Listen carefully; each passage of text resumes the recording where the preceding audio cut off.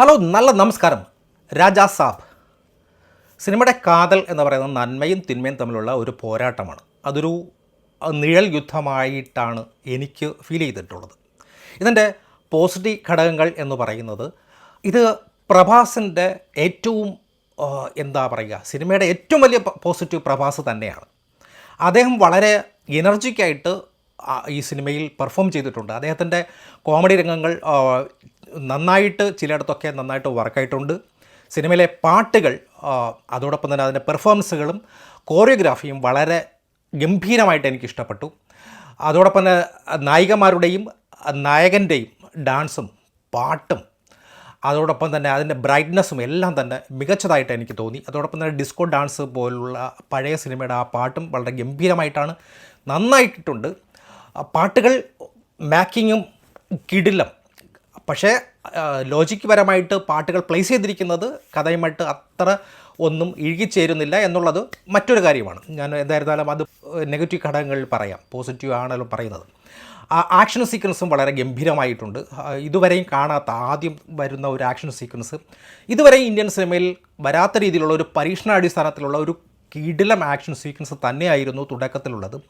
പിന്നെ ഒരുപക്ഷെ സിനിമാറ്റിക് തന്ത്രമായിരിക്കാം, ഒരു നോട്ട് പറത്തിക്കൊണ്ട് പ്രേക്ഷകരുടെ ശ്രദ്ധയെ കൊട്ടാരത്തിലേക്ക് ആകർഷിക്കുകയും അതിനുശേഷം രാജാ സാബിൻ്റെ യഥാർത്ഥ ജീവിതത്തിലേക്കുള്ള അല്ലെങ്കിൽ നമ്മളെ കൂട്ടിക്കൊണ്ടു പോകുന്ന ആ ഒരു കഥയുടെ ആ ഒഴുക്കിന് ഒരു പ്രത്യേക ഭംഗി നൽകുന്നുണ്ട്. അത് ഒരു പക്ഷേ ഒരു പരീക്ഷണാടിസ്ഥാനത്തിൽ സിനിമയ്ക്ക് കൂടുതൽ ആസ്വാദനം നൽകാൻ ശ്രമിക്കുന്നുണ്ട്. പിന്നെ ഇതിൻ്റെ പോരായ്മകൾ എന്ന് പറയുമ്പോൾ, ഇപ്പോൾ രാജാ സാബ് തകർന്നടിഞ്ഞ ഒരു ലോജിക്ക്, കെട്ടുപിണയാത്ത ഒരു കഥാപരിസരം, സംവിധായകൻ മാരുതി ഒരുക്കിയ രാജാ സാബ് എന്ന ചിത്രം ഒരു വശത്ത് ചരിത്രപരമായിട്ടുള്ള മിസ്റ്റേക്കുകളും മറുവശത്ത് സമകാലിക സാഹചര്യങ്ങളുമായിട്ട് ഒത്തുപോകാത്ത ഒട്ടനവധി ആശയക്കുഴപ്പങ്ങൾ സൃഷ്ടിക്കുന്ന സിനിമയാണ് രാജാ സാബ്. പോരായ്മകളുടെ ഒരു കുത്തൊഴുക്കാണ്.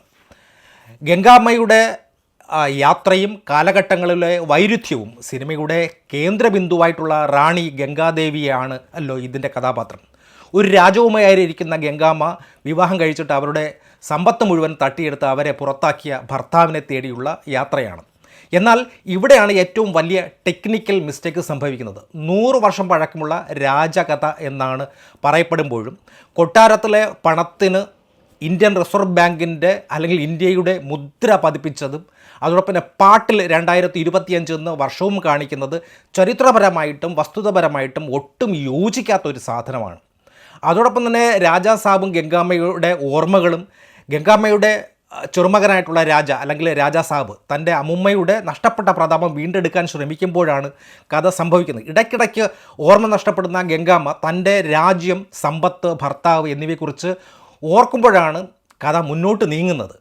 മാനസികമായ വിശകലനം ചെയ്യുമ്പോൾ ഈ കഥാപാത്രത്തിൻ്റെ പ്രായവും അവർ പറയുന്ന കാലഘട്ടവും തമ്മിൽ ഒട്ടും യോജിക്കുന്നില്ല. പിന്നെ അതോടൊപ്പം തന്നെ അനാവശ്യമായിട്ട് ഒരുപാട് കഥാപാത്രങ്ങളും കടന്നു വരുന്നുണ്ട്. ഒരുപാട് വ്യക്തത കുറവുണ്ട്. സിനിമയിലെ കഥയുമായിട്ട് യാതൊരു ബന്ധവുമില്ലാത്ത പല കഥാപാത്രങ്ങളും കടന്നു വരുന്നുണ്ട്. സിസ്റ്റർ ബ്ലെസ്സി, കഥയുടെ ഗതിയിൽ യാതൊരുവിധ സ്വാധീനമില്ലാത്ത ഈ കഥാപാത്രം എന്തിനു വേണ്ടിയാണ്? ഒരുപക്ഷേ ഈ കഥാപാത്രം പാട്ടുകൾക്ക് വേണ്ടി മാത്രമുള്ളതാണ്, അല്ലെങ്കിൽ ഒരു കാമുകി കഥാപാത്രമാക്കിയിട്ടാണ്. അതോടൊപ്പം തന്നെ മന്ത്രിയുടെ മകൾ, ഗംഗാമ്മയുടെ പഴയ മന്ത്രിയുടെ മകൾ രാജാ സാബിനെ സഹായിക്കാൻ വരുന്നത് ഒരു വിചിത്രമായിട്ടുള്ള ഒരു കഥയായിട്ട് എനിക്ക് തോന്നി. അങ്ങനെ ഒരു കഥാപാത്രം, തുടക്കത്തിലെ ഒരു പെൺകുട്ടി, നായകൻ്റെ കൂടെ ആദ്യം കാണിക്കുന്ന ഒരു പെൺകുട്ടി സഹോദരിയാണോ അതോ കാമുകിയാണോ എന്ന കാര്യത്തിൽ ഒരു വ്യക്തത കുറവ്. പിന്നെ അവസാനം ഇൻ്റർവെൽ കഴിഞ്ഞ് ആ കൊട്ടാരത്തിലേക്ക് വരുമ്പോൾ ആ കഥാപാത്രം വീണ്ടും കടന്നു വരികയാണ്. സംവിധായകൻ്റെ കാര്യത്തിൽ പിന്നെ ദൈർഘ്യം, 3 മണിക്കൂറിലധികം നീളമുണ്ട് ഈ സിനിമയ്ക്ക്. അമിതമായിട്ടുള്ള ദൈർഘ്യം കൊണ്ട് തന്നെ ശരിക്കും മടുപ്പിച്ചു. വ്യക്തമായിട്ട് കഥ പറയുവാനോ ലോജിക്ക് നിലനിർത്തുവാനോ കഴിയാത്ത സാഹചര്യത്തിൽ ക്ലൈമാക്സിൽ ഒരു ജോക്കർ എന്ന് പറയുന്ന കഥാപാത്രത്തെ കാണിച്ചുകൊണ്ടിട്ടുള്ളൂ, 2ാം ഭാഗത്തിനുള്ള ഒരു സൂചന നൽകുന്നുണ്ട്. അനാവശ്യമായിട്ടുള്ള ആ ഒരു സാധനം, മരിച്ചു പോയിട്ടും സമ്പത്തിന് കാവൽ നിൽക്കുന്ന ആത്മാവും വീണ്ടും പ്രതാപത്തിലേക്ക് മടങ്ങി വരാൻ ശ്രമിക്കുന്ന ഗംഗാമ്മയും എല്ലാം ഒരു സിനിമാറ്റിക് അനുഭവത്തിലുപരി ആശയക്കുഴപ്പം ഒരു വലിയ ഫാക്ടറായിട്ട് നിലനിൽക്കുകയാണ്. സിനിമയുടെ ഏറ്റവും വലിയ നെഗറ്റീവ് ഇതിൻ്റെ തിരക്കഥ തന്നെയാണ്. അതോടൊപ്പം തന്നെ സ്ക്രീൻ പ്ലേയോടൊപ്പം ചേർത്ത് വയ്ക്കേണ്ടത് ഇതിൻ്റെ എഡിറ്റിംഗ് വളരെ മോശമാണ്. സാങ്കേതിക വശങ്ങളിൽ VFX വെറും ആവറേജ് മാത്രമാണ്. ചിലയിടങ്ങളിൽ എന്താണ് ബ്ലഡറായിട്ടാണ് എനിക്ക് തോന്നിയത്. പലതും വ്യക്തതയില്ല. പിന്നെ തമൻ്റെ പശ്ചാത്തല സംഗീതം വെറും ശരാശരി മാത്രമാണ്. ഗംഭീരമെന്ന് പറയാൻ പറ്റില്ല. പാട്ടുകളൊക്കെ ഒക്കെയാണ്, പക്ഷേ അത് മോശമാണ്. സിനിമയുടെ ആദ്യ പകുതി ടൈറ്റിൽ കാർഡ് ബെസ്റ്റായിരുന്നു, നന്നായിരുന്നു. പിന്നീട് ഇൻ്റർവെൽ വരെ അനാവശ്യമായിട്ടുള്ള ഒരുപാട് സീനുകൾ തിരികെ കയറ്റി സിനിമയ്ക്ക് മൊത്തത്തിലൊരു കൺഫ്യൂസ് ഉണ്ടാക്കി. രണ്ടാം പകുതിയിൽ പ്രഭാസിൻ്റെ ഡാൻസും മറ്റ് പാട്ടുകളുമൊക്കെ ആയിട്ട് ക്ലൈമാക്സിനോടനുബന്ധിച്ച് ഒരുപാട് സീനുകൾ ക്രോപ്പ് ചെയ്ത് കളയേണ്ടതായിട്ടുണ്ട്. പക്ഷേ എങ്കിലും കഥയ്ക്ക് ഒരുപാട് കൺഫ്യൂസ് ഉണ്ടാക്കാൻ ശ്രമിച്ചിട്ടുണ്ട്.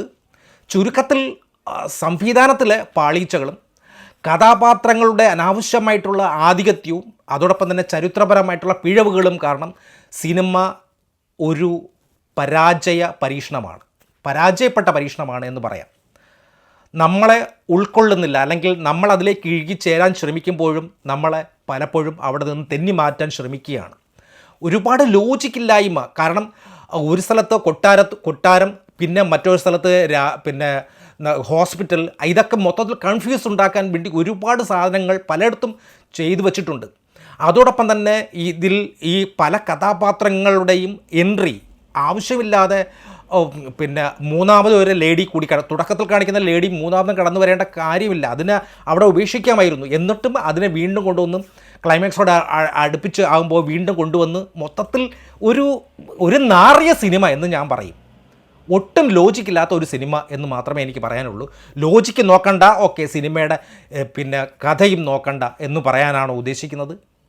ഇത്രയും കാലം കാത്തിരുന്നത് പ്രഭാസിൻ്റെ സിനിമ ഇങ്ങനെയുള്ള ഒരു ഊള സിനിമയ്ക്ക് വേണ്ടിയാണോ ഇത്രയും കാലം കാത്തിരുന്നത്? എന്നെ നിരാശപ്പെടുത്തി എന്ന് മാത്രമേ പറയുന്നുള്ളൂ. താങ്ക്